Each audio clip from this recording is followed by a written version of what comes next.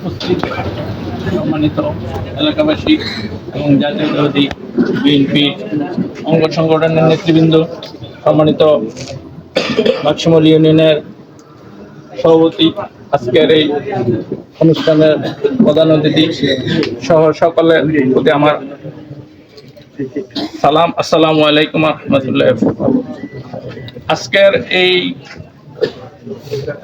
একত্র হওয়ার পেছনে মূল যে জিনিসটা, সেটা হলো আমরা গত শনিবারে আমরা এই বাক্সমল ইউনিয়নে কর্মী সমাবেশ হওয়ার জন্য যে একটা প্রাথমিক মিটিং হয়েছিল গাজীপুরে, সেই মিটিংয়ের আলোকে আমাদের কর্মী সম্মেলন, যেটা 30 তারিখ নির্ধারণ করা হয়েছে, আগামী 30 তারিখ কর্মী সম্মেলন করা হবে আব্দুল মতিন খসরু কলেজের সামনে।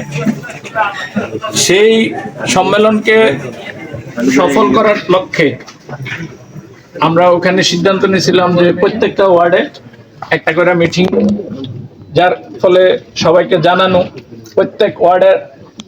আসলে আমরা তো বিগত এই 17 বছর একত্র হয়ে জাতীয়তাবাদী দলের কর্মী হিসাবে বসতেও পারি নাই, আলোচনা করতে পারি নাই, কারোর সাথে কারোর সেই সুসম্পর্ক হয় নাই।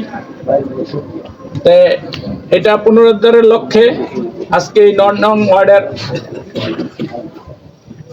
এই সভায় মূল উদ্দেশ্য হলো আমরা ওখানে কিভাবে যাব, কার নেতৃত্বে, এটা নিয়েই সবাই আলোচনা এবং সর্বোচ্চ সংখ্যক লোক যেন আমরা নিয়ে যেতে পারি, এই লক্ষ্যে আমার প্রস্তাব যেটা ছিল যে আমরা অ্যাকচুয়ালি আমরা যদি সবাই ফকিরবাজার মাঠে একত্র হই, আমাদের 9 নং ওয়ার্ডের একটা ব্যানার থাকবে, সবাই যদি ফকিরবাজার মাঠে একত্র হই, আমাদের সেক্রেটারি আছে এই নিয়ামতুল্লাহ ডাক্তার সাহেব, তারপরে জয় সাহেব, যারা আছে তাদের নেতৃত্বে আমরা একত্রিত হয়ে ওখান থেকে যদি মিছিল সহকারে সবাই যাই, অথবা ওখান থেকে যদি ফটো লাগে ওখানে যাবো বা মিছিলে যাবো, একত্র হওয়াটা ওইখানে হইলে ভালো হয় কিনা,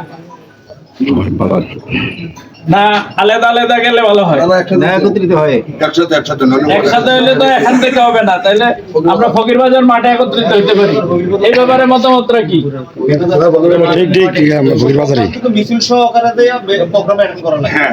মিছিল সহকারে হই বা ওখানে একত্র হইয়া সবাই একসাথে গেলাম, 9 নং ওয়ার্ড যদি একত্র হই, ফকিরবাজার মাঠে হই।